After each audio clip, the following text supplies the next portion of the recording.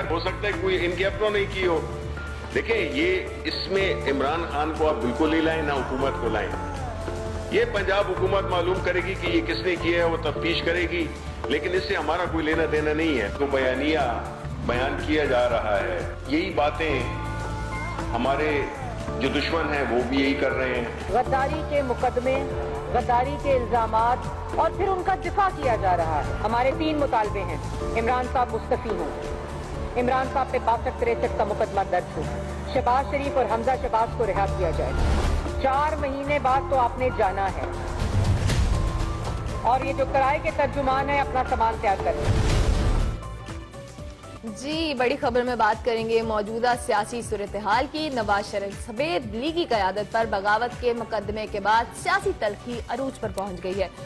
मुकदमे के मुद्दई का रिकॉर्ड सामने आ गया है। मुद्दई बदर रशीद पीटीआई का तंजीमी ओहदेदार निकला है, जिसको पीटीआई रहनुमा के साथ तस्वीरें भी सोशल मीडिया पर देखी जा सकती हैं। मुद्दई की पीटीआई से वाबस्तगी ने हुकूमत के लिए बड़ी मुश्किल खड़ी कर दी है। मुस्लिम लीग नून का इल्जाम है कि गवर्नर पंजाब की ईमा पर नवाज शरीफ और लीगी क़यादत के खिलाफ मुकदमा दर्ज कराया गया है। ताहम हुकूमत मुद्दई बदर रशीद और मुकदमे से मुकम्मल ला ताल्लुकी का इजहार कर रही है। बिल्कुल दो टोक अल्फाज में वाज़ेह किया है कि हुकूमत सियासी इंतकाम के हक में नहीं, लीगी रहनुमाओं के खिलाफ मुकदमा पीटीआई के खाते में न डाला जाए। जैसे कि फवाद चौधरी साहब ने कहा था कि वज़ीर आज़म ने कहा है कि कहीं किसी ने कार्रवाई न डाल दी हो, उनको पता नहीं है इस मुकदमे का, जिस पर शायद खाकान अब्बासी ने कहा था कि कैसे वज़ीर आज़म है जिन्हें कुछ पता ही नहीं है कि हो क्या रहा है। इसके साथ साथ जैसे कि हमने मरियम औरंगजेब को कहते हुए सुना, नून लीग की रहनुमा है, उन्होंने कहा कि इमरान खान के ऊपर मुकदमा किया जाए। तो ऐसा लगता है कि सियासत सिर्फ मुकदमों तक महदूद होती जा रही है। मुकदमे गद्दारी, बगावत, ऐसा नहीं होना चाहिए। सियासत बराए सियासत होनी चाहिए। इसका पाकिस्तान की इकोनॉमी पे बुरा असर पड़ रहा है, पाकिस्तान के सियासी माहौल पे बुरा असर पड़ रहा है। इस सारी सूरत हाल पे हमारे साथ तारिक फजल चौधरी साहब मौजूद हैं, जो कि सीनियर रहनुमा है, पाकिस्तान मुस्लिम लीग नवाज से उनका ताल्लुक है। उनसे जरा इस सारे हवाले से पूछ लेते हैं। तारिक फजल चौधरी साहब, कहा यह जा रहा है कि हुकूमत ला ताल्लुकी का इजहार कर रही है बगावत के इस मुकदमे से, लेकिन दूसरी जानिब आपका ये कहना है कि हुकूमती ईमा पर हुआ है। हुकूमत क्या फायदा हासिल कर सकती है इस किस्म के मुकदमात से? देखिए, बड़ी सीधी सी बात है जी, जब से ये हुकूमत बनी है अपोजिशन के खिलाफ सबसे पहले इन्होंने शुरू किया कि हम इनके खिलाफ एक इंतकामी कार्रवाई करप्शन के नाम पे, एहतसाब के नाम पे। हमने कहा आप एहतसाब के नाम पे अबव बोर्ड कार्रवाई करें। जिसने पाकिस्तान का 1 रुपया भी लूटा है उसके खिलाफ बिला तफरीक कार्रवाई होनी चाहिए, अबव बोर्ड होनी चाहिए। लेकिन एहतसाब वो होता है जो एहतसाब होता हुआ नजर आए। बहुत बड़े बड़े नाम जो पाकिस्तान में चोरी और करप्शन के हवाले से जाने और माने जाते हैं, सर्टिफाइड चोर हैं, वो हुकूमत में बैठे हैं, उनके खिलाफ तो कोई कार्रवाई नहीं हो रही। और फिर जो मुकदमात इन्होंने अपोजिशन के खिलाफ बनाए उनमें से बरामद कुछ नहीं हुआ, निकला कुछ नहीं। अगर चोरी किसी ने की है तो निकालें भाई, हम भी बहसियत पाकिस्तानी मुंतज़िर हैं कि जिसने पाकिस्तान का पैसा लूटा है बरामद करें। जब वो बरामद नहीं कर सके, वो चीज कोई साबित नहीं कर सके, वो जब इनका सारा बयानिया कमजोर पड़ने लगा, अब दूसरा बयानिया ले आए हैं जनाब, गद्दारी के मुकदमे दर्ज करें, इन्हें गद्दार कहें, मुल्क दुश्मन कहें। ये बातें अपोजिशन को दबाने के लिए, अपोजिशन की आवाज को बंद करने के लिए, और जो उनके ऊपर तनकीद हो रही है उनकी नालायकी की, उसको खत्म करने के लिए ये सारे मुकदमात जो है अपोजिशन के खिलाफ दर्ज हो रहे हैं। लेकिन अपोजिशन मुत्तहिद है, मजबूत है। शायद खाकान अब्बासी साहब ने कल जबरदस्त बात की है, उन्होंने कहा कि हम चैलेंज करते हैं हुकूमत को कि आपने पर्चा दर्ज किया है तो आप भागे नहीं, इससे आप कार्रवाई करें। जिन लोगों के खिलाफ आपने मुकदमा दर्ज किया है उनके खिलाफ कार्रवाई करें, अगर जरूरत रखते हैं तो वो करें। लेकिन हुकूमत यू टर्न ले रही है, रिवायती यू टर्न, जिसको उन्होंने ऐन हलाल और जायज करार दिया हुआ है, यू टर्न लेके आप कह रहे हैं हमारा तो उससे ताल्लुक ही कोई नहीं है। यानी इससे बड़ी मज़ाक़ सूरत हाल भी हो सकती है। पहली बार नहीं हुआ क्या सियासतदानों पे कोई इसी तरह के कोई मुकदमे हुए हैं? कई मुकदमात पहले भी कायम हो चुके हैं। नून लीग की बात कीजिए तो खुद पीपल्स पार्टी के खिलाफ मुकदमात दर्ज करवा चुकी है। मुकदमे से, अगर इस मुकदमे की स्पेशली हम बात करें, नून लीग की सियासत पर कोई असर पड़ेगा? नून लीग को इस मुकदमे से कोई नुकसान नहीं पहुंच रहा, ना पहुंच सकता है।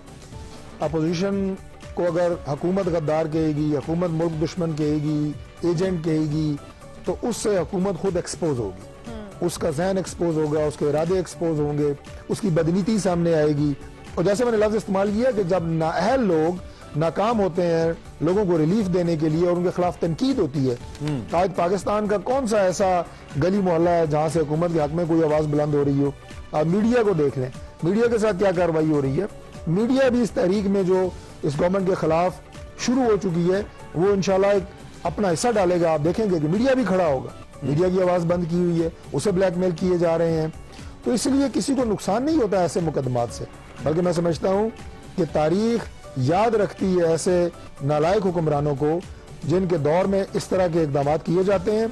और फिर सबसे बड़ा मैं समझता हूं काबिल मजम्मत बात यह है कि पाकिस्तान के वजीर आजम ने आज़ाद जम्मू और कश्मीर के वजीर आजम के खिलाफ गद्दारी का मुकदमा दर्ज किया है। पूरी दुनिया में जो जग हंसाई हुई है इस हुकूमत की और इस प्राइम मिनिस्टर की, ये पाकिस्तान की तारीख में कभी नहीं हुआ। जब से मुल्क बना है कभी कोई पर्चा पाकिस्तान में आजाद कश्मीर के प्राइम मिनिस्टर के खिलाफ नहीं दर्ज किया गया, और ये पर्चा दर्ज हुआ है और क्या हुआ है गद्दारी का।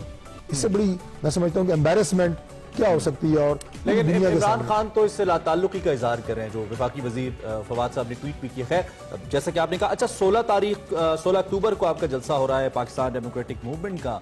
ये जलसा वैसे पीडीएम का कम और नून लीग का ज्यादा लग रहा है। वैसे भी पंजाब में गुजरांवाला में नून लीग की अक्सरियत भी रही है, तो इस वक्त जो तहरीक चल रही है इसको कितना बूस्ट मिलता देखते हैं आप तारिक साहब? कितना इफेक्टिव होगा आपका ये पहला जलसा? देखिए जी, ये बुनियाद है जो तहरीक जो है पीडीएम के प्लेटफॉर्म से मौजूदा हुकूमत और उनकी नालायकियाँ और उनकी नाअहलियाँ उनके खिलाफ जो है चलाई जा रही है। और नून लीग का गढ़ है गुजरांवाला हमारा शहर है, वहाँ से सारे जो MNAs की सीटें हैं और जो सूबाई असम्बली की सीटें हैं मुस्लिम लीग नून ने जीती हैं अल्हम्दुलिल्लाह। और वहाँ से ये थ्रस्ट शुरू होगा। बाकी सारी पीडीएम की जमातें जो 11 जमातें अपोजिशन की हैं वो उसमें अपना हिस्सा डाल रही हैं, लेकिन नून लीग आप ये कह सकते हैं कि मेज़बानी का किरदार इसमें अदा कर रही है। और ये एक आगाज है उस तहरीक का जो मैं समझता हूँ कि अपने मंतकी अंजाम तक जरूर पहुंचेगी, और ये आवाज बनेगी पाकिस्तान के उन 22 करोड़ लोगों की कि जिनके लिए आज मैं समझता हूँ कि हमारी 80% आवाम ऐसी बन गई है, ऐसी हो गई है, उनके हालात ऐसे हो गए हैं कि 3 वक्त की रोटी पूरी करना, घर के बिजली और गैस के बिल देना, अपने बच्चों की फीस देना उनके लिए मुहाल हो चुका है। तो ये 80 करोड़ ये 80% अवाम की तर्जुमानी करेगी ये तहरीक, और लोग भी इंशाल्लाह आपका साथ देंगे। चले तारिक चौधरी साहब, थैंक यू वेरी मच जी, and wish you all the best. आप जो करने जा रहे हैं, we wish also government all the best के पाकिस्तान के लिए कुछ अच्छा हो और थोड़ी मफाहमत हो, थोड़ा टेम्परेचर कम हो। महंगाई की बात करें, पहले लोग कोविड से पिट चुके हैं, मईशत पिट चुकी है, अब अगर सियासी सूरत हाल ऐसी हो जाएगी तो मईशत का क्या बनेगा? हम तो बार बार इस बात पे जोर दे रहे हैं। खैर, अभी हमें एक ब्रेक लेनी है, ब्रेक के बाद हाजिर होंगे। आप देखते रहिए एक्सप्रेस।